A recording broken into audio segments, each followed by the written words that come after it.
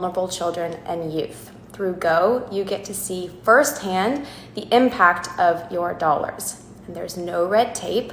Go gives you the ability to make real, immediate, and tangible change. And right now, Go is focusing on helping these heroes during this crisis so that the needs of children and young adults are sufficiently met during this challenging time. Go has already given out over $102,000 in small grants around the world to helping local heroes on the front lines, helping them give children and their families access to food, healthcare, and educational resources. One of the recipients of this grant is Go Campaign's local hero, Dr. Rob Gore, who is going to be joining us today from New York City. So bear with me as I invite him on. Okay, let's see here. I'm gonna add him. Let's see. Okay, very excited to invite him on. Hold on 1 second.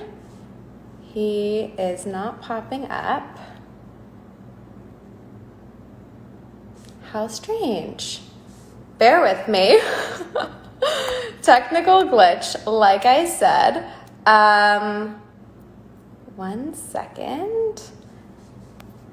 Let's see here. I'm going to search for him instead.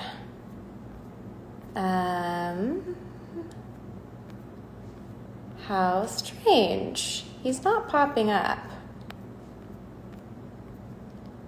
Maybe... Let's see here. Does anybody know how to work live? Hold on 1 second. Let's see. Maybe I have to go and try something. Let's see. Hold on. I might have to end this and come right back because it's not showing up. And, oh, there he is. Okay, here we go. Add. Let's see if this works. Let's see. Hold on. This is so fun. Let's add.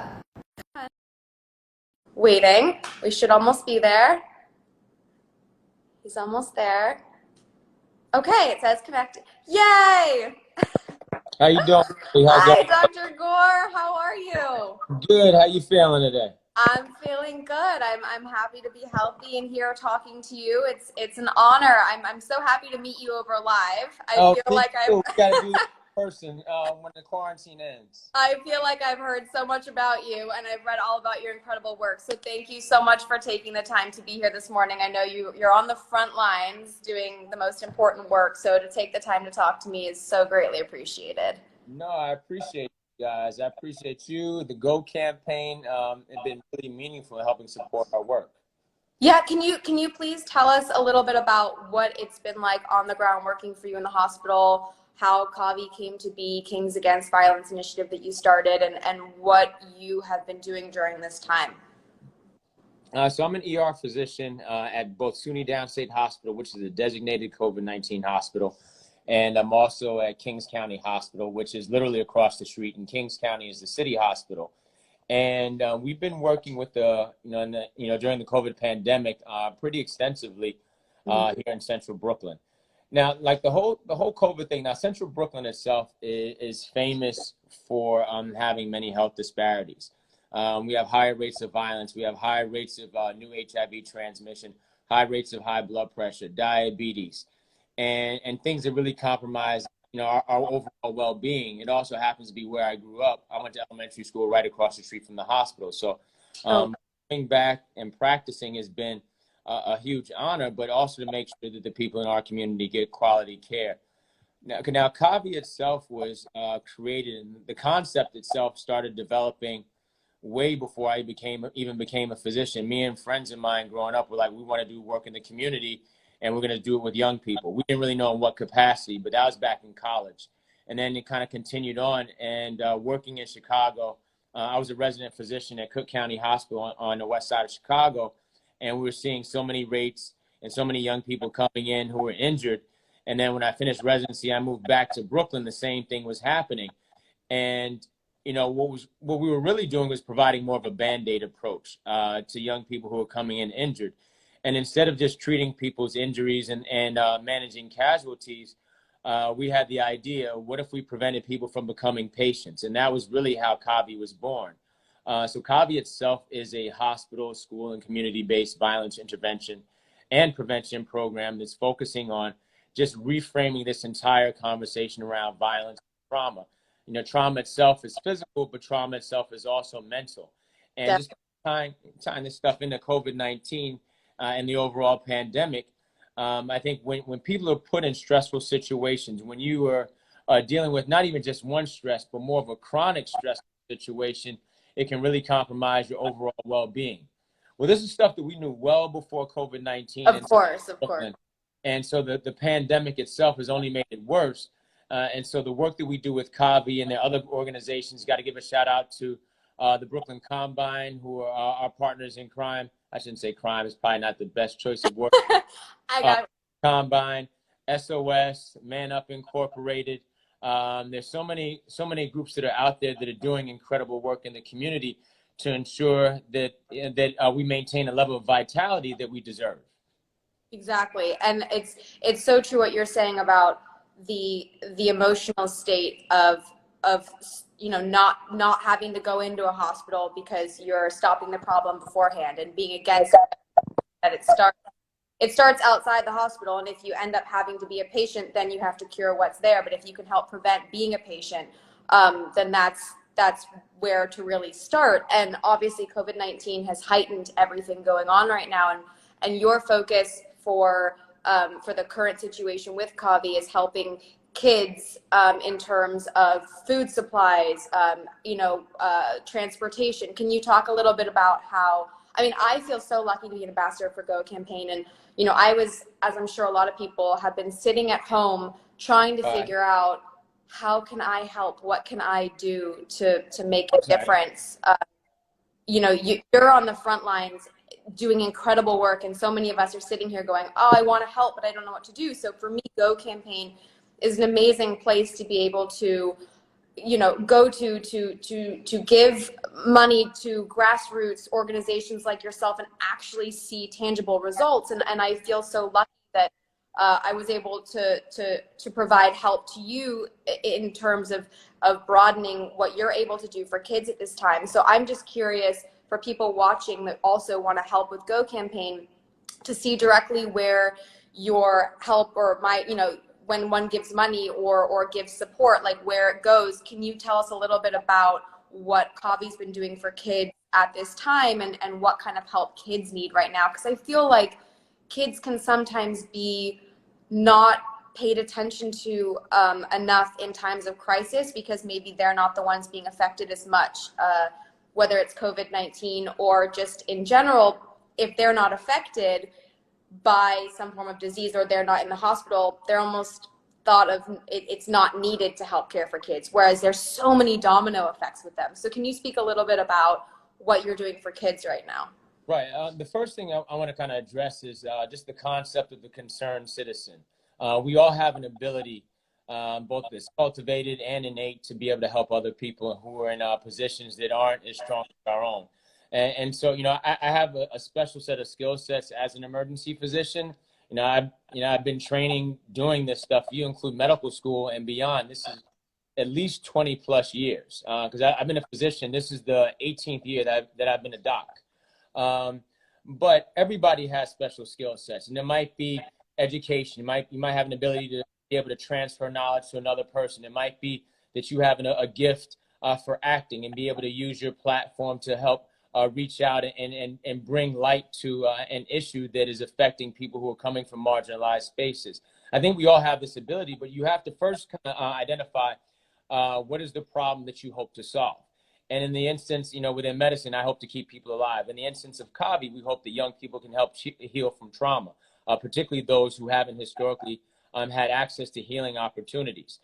So like organizations and foundations like the Go campaign and philanthropists like yourself have been in a very unique position to help support the energy and efforts of people who are already on the ground doing this work.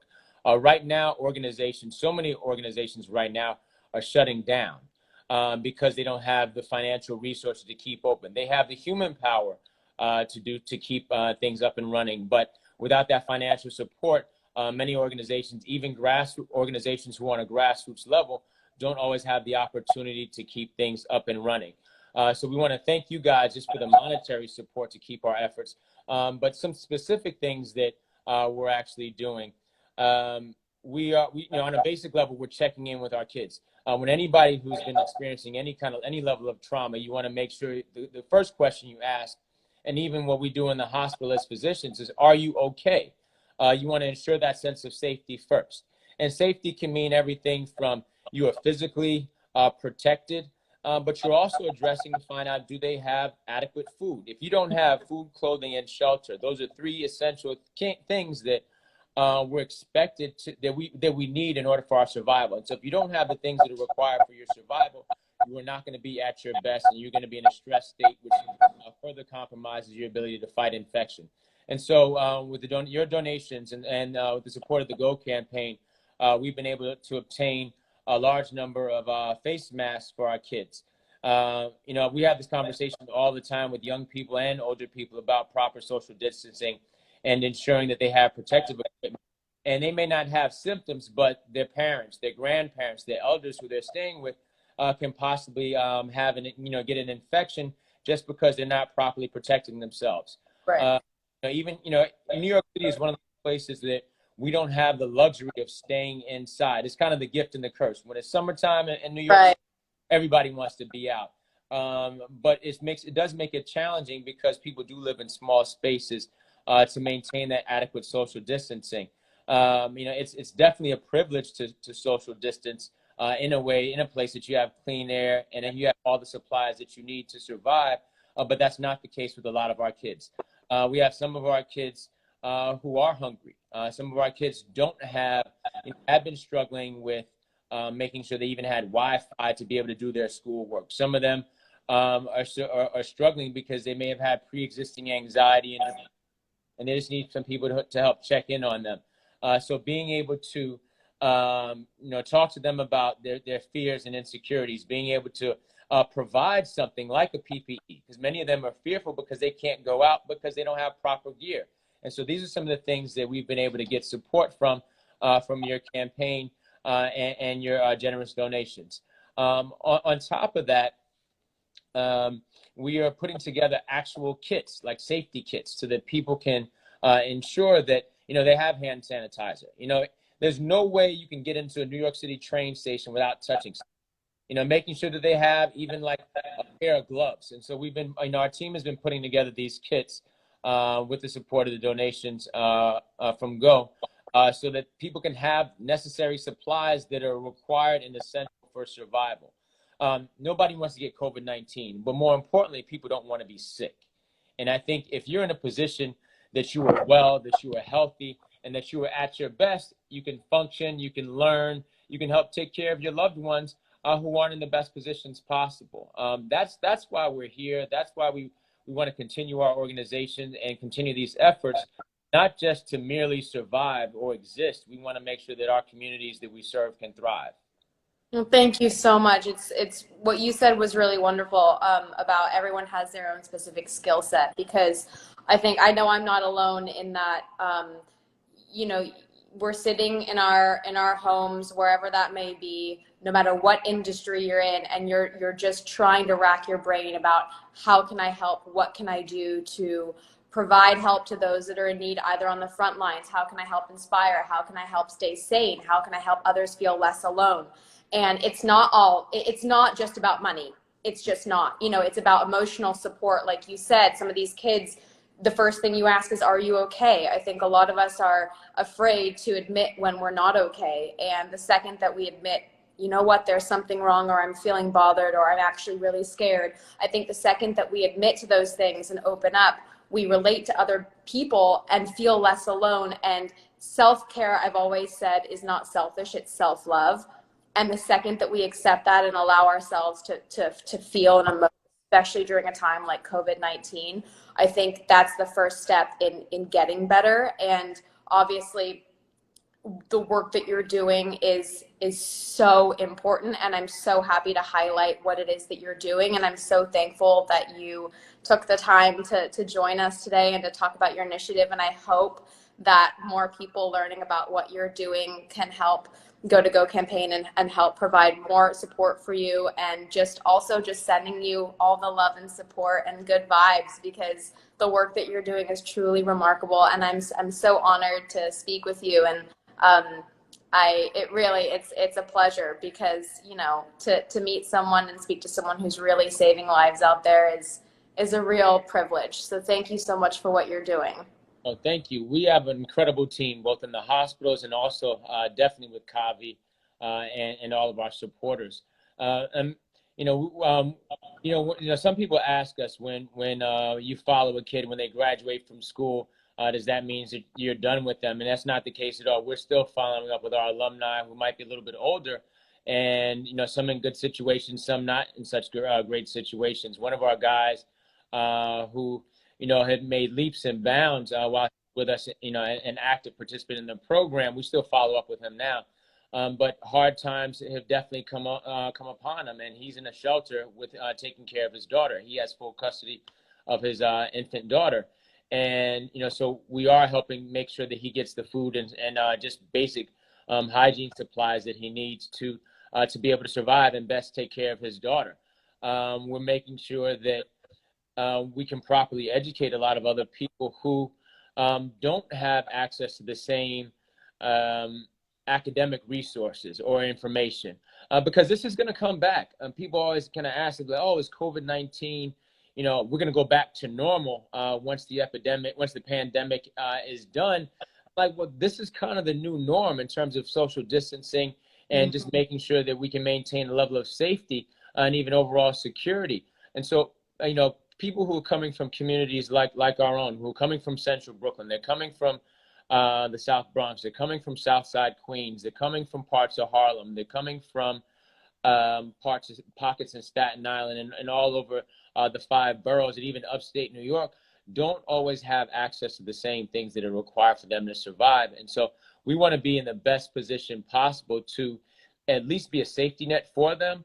And if we can't do it ourselves, we want to make sure that we can link them up to all the people who have access to resources that we don't. And so, having that family and having that extended family, particularly like with folks like the Go campaign, yourself, is a way that we can continue this work. Because this is only the beginning. If we're going to make a substantial dent, and it's not even just making sure that people have proper PPEs or get a vaccine whenever the vaccine comes out, and the whole vaccine thing, that's an entirely different conversation. But we want to make sure that they are taken care of. We want to make sure that they can live. That's what everybody wants. But things that have influenced our, what we call social determinants of health. And I know it's a public health term that we use, but if there isn't proper economic development, if there isn't proper education, if there's a limited healthcare access, limited social support systems, then people are going to suffer from these diseases on a level that we've never seen before, which is why we have higher death rates in the Black, Latinx, and Native American communities here in the United States. Now, is there a way for kids to contact you, or is this all through the hospital? How would kids get help through you? That either whether based in New York or Brooklyn, or is this based just at the hospital, and then through that comes to KAVI? Well, they can check us out at kavibrooklyn.org. That's KAVI. I'm going to text it so everybody can see it. They can check us out on our website and get access to information and updates on what we're doing as an organization. But we're also, they can also, if people want to donate, some people want to donate, and we won't turn that away at all. Exactly, like you said, it's part of the BrooklynGives.org campaign, and we can text that up on there too. But they check us out at kavibrooklyn.org just to find out what we're doing, giving updates. Even email us at info@kavibrooklyn.org. Jaquel Clemens, Jack B. Nimble, I just posted our email address. for people to get in touch with us. But this is only the beginning, and we Yeah. hope to really build something substantial with you, with your supporters. I got to give a shout out to your fans and your supporters. I'm looking at Australia, Argentina. They're sending a whole lot of love this way. But we appreciate them. We hope that you maintain a level of safety and health. And please let us know if we can be a resource to you as well. Thank you so much, Dr. Gore. I won't take up too much more of your time, but I know I'm even seeing people write down saying, I want to give a donation. I'm sending love. So this is the time when you know that the outreach from around the world is here to help, and in any way that they can, big or small, love, money, whatever it is, just the support is coming your way. So I'm gonna let you go so that you can sleep. Keeping on the line. I know you need your sleep. But thank you again so much. It's an honor to speak with you, and I look forward to again soon. And everyone out there, please, please, please support Dr. Gore. Thank you so much for joining us. Thank you so much. You guys be safe out there. You too. Stay safe. All right, guys. Well, thank you so much for tuning in to the live. Again, sorry for the mishap earlier. But Dr. Gore's initiative, KAVI, is just one of the many important COVID relief projects that Go Campaign is supporting around the world. Viewers can go to gocampaign.org to learn more and to donate. Even the small amount of money can help, as you know, as Dr. Gore said. And for just a couple of dollars, you can provide masks and soap or a healthy snack for kids who are hungry. You guys can help from home, just like I did, by going to www.gocampaign.org. Thank you guys so much for watching and listening. I'm so honored to be an ambassador for Go Campaign, to help support all the incredible work that they're doing around the world, and to watch all you guys messaging in during this with your support and love for Dr. Gore and the work that he's doing, and for Go Campaign, and just for each other, is so inspiring and really quite remarkable. So I hope you guys have a good rest of your day. I know some of you are going to sleep, or you should have been asleep already, so thank you for tuning in, and please, please keep staying safe and healthy, and more to come. Bye, guys.